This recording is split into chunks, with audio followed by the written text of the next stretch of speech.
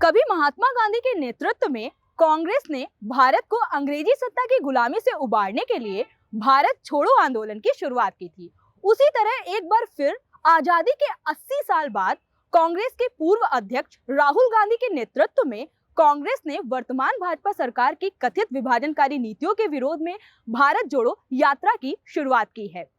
नमस्कार, मैं कीर्ति सोनी, स्वागत है आपका द मेग अपडेट पे। चलिए आज जानते हैं भारत जोड़ो यात्रा क्या है।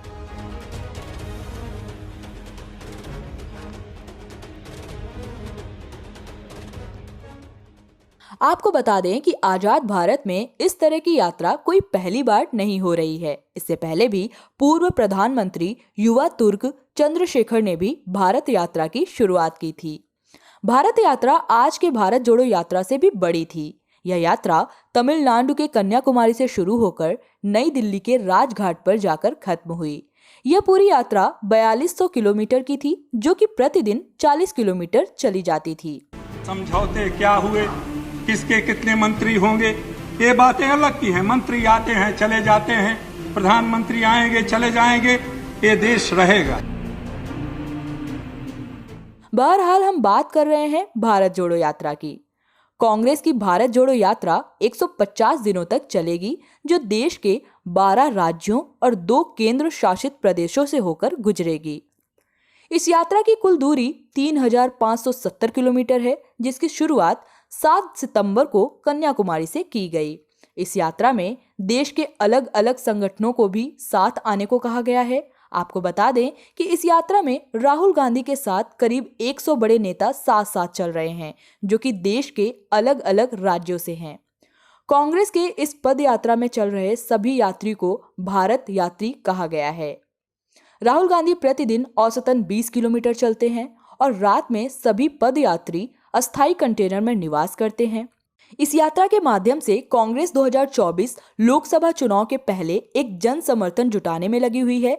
फिलहाल हाल ही में हुए गुजरात, हिमाचल प्रदेश विधानसभा और दिल्ली एमसीडी के चुनाव के एग्जिट पोल में कांग्रेस पार्टी को खास बढ़त नहीं दिखाई दे रही है। हालांकि कांग्रेस के प्रमुख नेताओं का कहना है कि यह यात्रा चुनाव के लिए नहीं शुरू की गई। एग्जिट पोल जो है वो एक बहुत बड़ा धोखा है और इस यात्रा का उद्देश्य जो है वो धोखाधड़ी करना नहीं है लोगों से, इसीलिए इसका कोई एग्जिट पोल नहीं आएगा। मैं बार बार कहता हूं, इस यात्रा का उद्देश्य इलेक्शन नहीं, इमोशन है।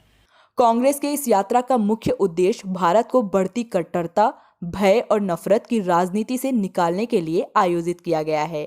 कांग्रेस का आरोप है कि वर्तमान भाजपा सरकार देश को बांटने की कोशिश में लगी हुई है। इस सरकार में महंगाई अपने चरम सीमा पर है। अमीर गरीब के बीच दूरियां बढ़ती जा रही हैं। गरीब और गरीब होता जा रहा है और अमीर और अमीर। भाइयों और बहनों, रोजगार बड़े उद्योगपति नहीं देते।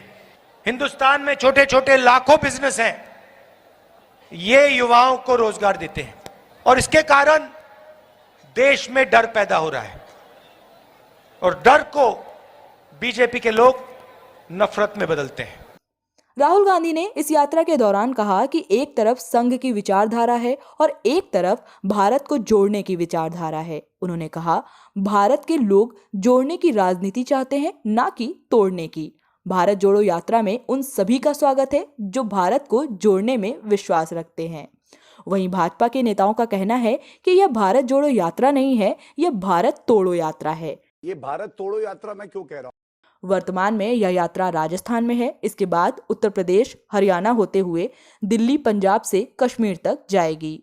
अब देखना दिलचस्प होगा कि क्या भारत जोड़ो यात्रा से गुजरात और हिमाचल प्रदेश के विधानसभा में कांग्रेस को कितना फायदा होगा।